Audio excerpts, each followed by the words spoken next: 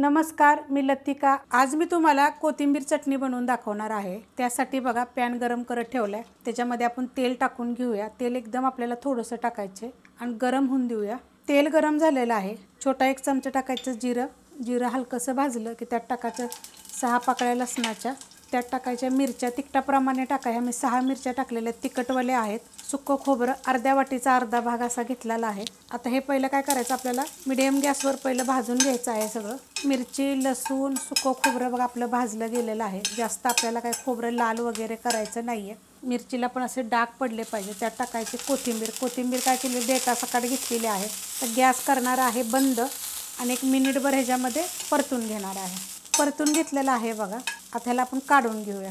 खलबत्ता घेतलेला आहे। हा लोखंडाचा खलबत्ता आहे। त्याच्यामध्ये आपल्याला हे सगळं काढून घ्यायचं आहे। काढून घेतलेलं आहे। त्याच्यामध्ये छोटा एक चमचा टाकायची आपल्याला साखर, चवीप्रमाणे टाकायचे मीठ, अर्ध्या लिंबाचा रस टाकायचा याच्यामध्ये आणि ह्याला काय करायचं आपल्याला कुटून घ्यायचं आहे। कुटून घेतलंय बघा, मस्त अशी झालेली आहे। दरदरी करायची आपल्याला, जास्त अशी बारीक पेस्ट वगैरे करायची नाहीये। मस्त लागते चवीला। तुम्ही ज्वारीची भाकरी, बाजरीची भाकरी, वरण भाताबर तोंडी लावायला ह्या उन्हाळ्याच्या दिवसात आणि कोथिंबीर आपल्या शरीरासाठी चांगली असते। अशा पद्धतीने तुम्ही चटणी करून बघा। खूप रेसिपी मी वेगवेगळ्या पद्धतीने चटणीच्या टाकलेल्या आहेत। रेसिपी आवडली तर लाईक करा, सबस्क्राईब करा, कमेंट करा आणि शेअर बी करा।